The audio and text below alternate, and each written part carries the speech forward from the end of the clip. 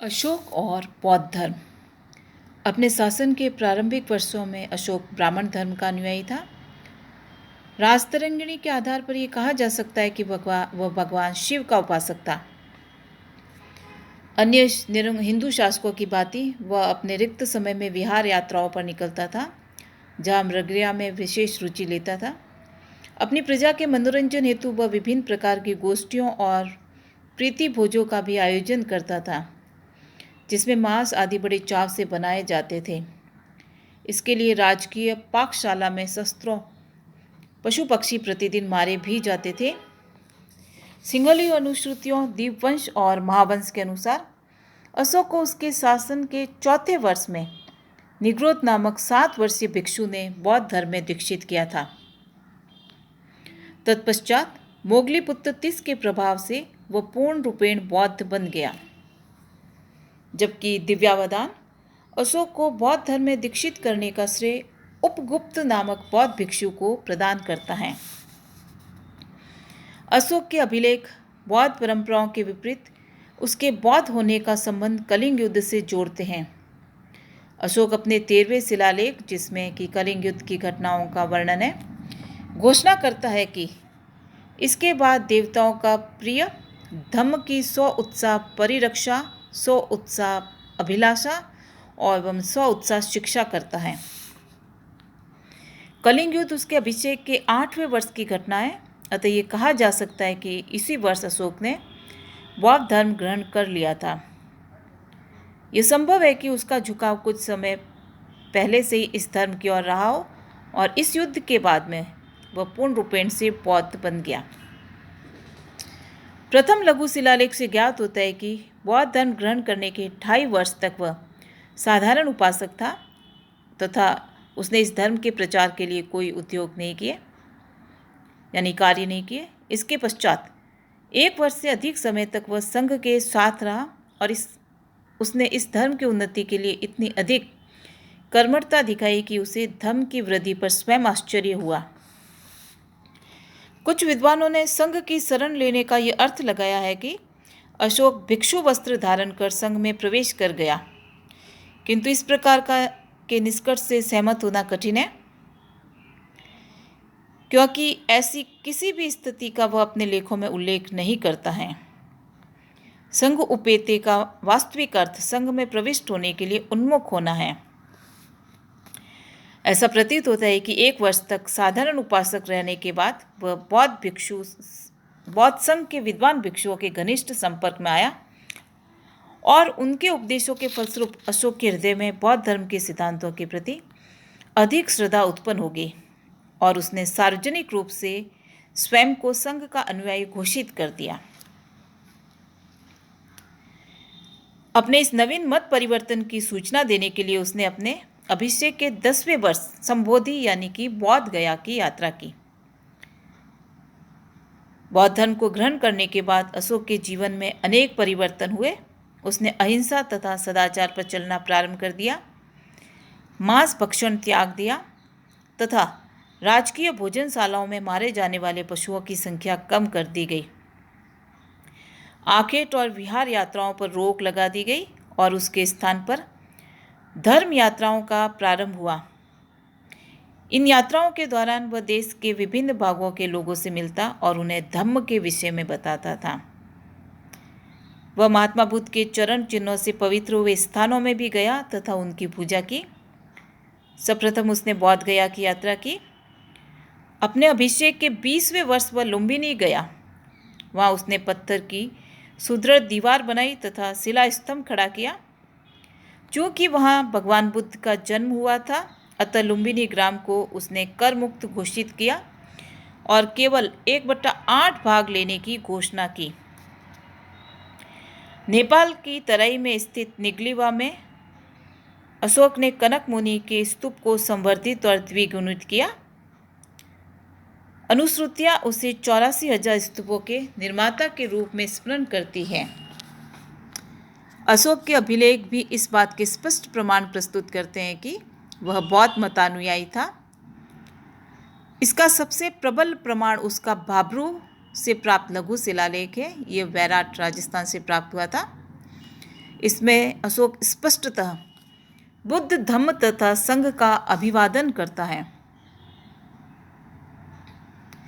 उसके बौद्ध सिद्ध करने वाला दूसरा अभिलेख उसका शासनादेश है, जो सारनाथ, सांची और कौशांबी के लघु स्तंभों पर उत्कीर्ण मिलता है। इनमें अशोक बौद्ध धर्म के रक्षक के रूप में प्रस्तुत होता है। सांची के लघु स्तंभ लेख में वह बौद्ध संघ में फूट डालने वाले भिक्षुओं और भिक्षुणियों को चेतावनी देता है कि जो कोई भी भिक्षु या भिक्षुणी संघ को भंग करेगा वह श्वेत वस्त्र पहनाकर अयोग्य स्थान पर रखा जाएगा। इस प्रकार यह शासनादेश भिक्षु संघ और भिक्षुणी संघ में यह सूचित किया जाना चाहिए कि संघ समग्र होकर चिरस्थायी हो जाए।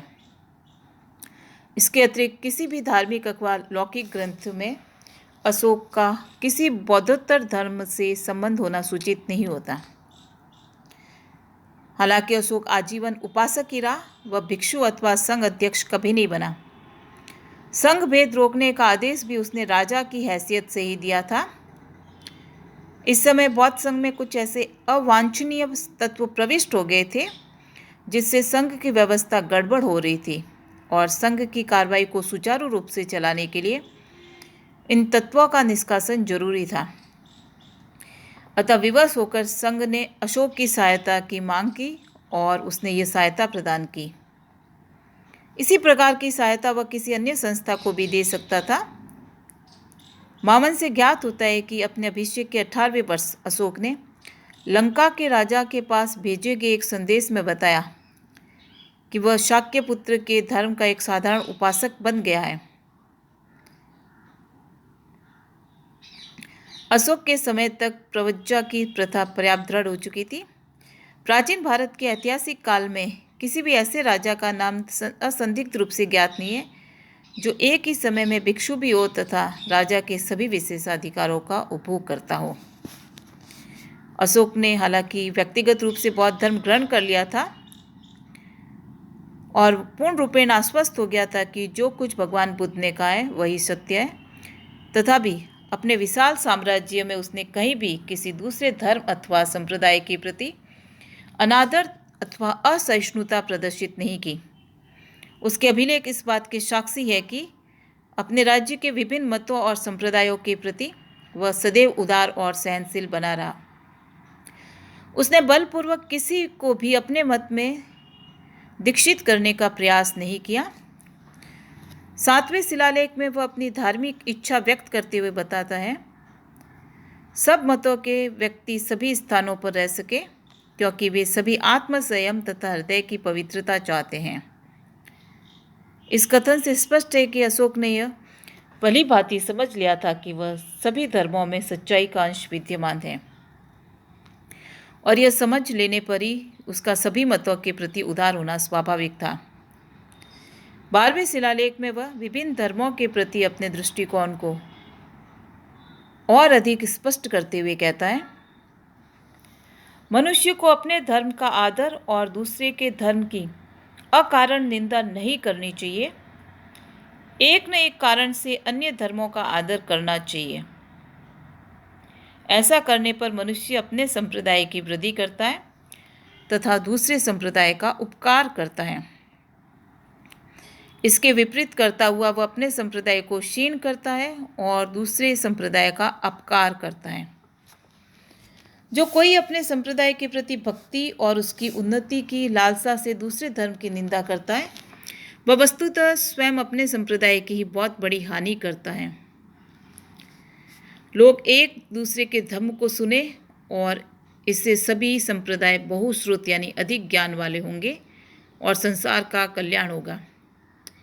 इन पंक्तियों से स्पष्ट है कि एक सच्चे अन्वेषक की भांति उसने ये पता लगा लिया था कि विभिन्न मतों की संकीर्ण बुद्धि ही आपसी कलह और विवाद का कारण बनती है।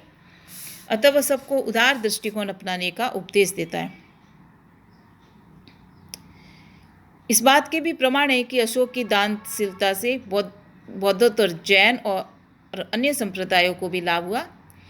उसने गया जिले के अंतर्गत बराबर की पहाड़ियों पर आजीवक संप्रदाय के सन्यासियों को निवास के लिए कुछ गुफाएं निर्मित करवाई थी। यवन जातीय तुसास्प को अशोक ने काठियावाड़ प्रांत का राज्यपाल नियुक्त किया था। राजतरंगिणी के अनुसार कश्मीर में उसने विजयेश्वर नामक शैव मंदिर का जीर्णोद्धार करवाया था। इन सभी से अशोक की धार्मिक सहिष्णुता स्पष्ट सिद्ध होती है। उसने सुव्यवस्थित व्यवस्था को स्वीकार किया और एक ऐसे मार्ग का अनुसरण किया जिससे स्वस्थ और सुव्यवस्थित विकास की आशा हो, और सहिष्णुता के मार्ग से वह कभी विचलित नहीं हुआ।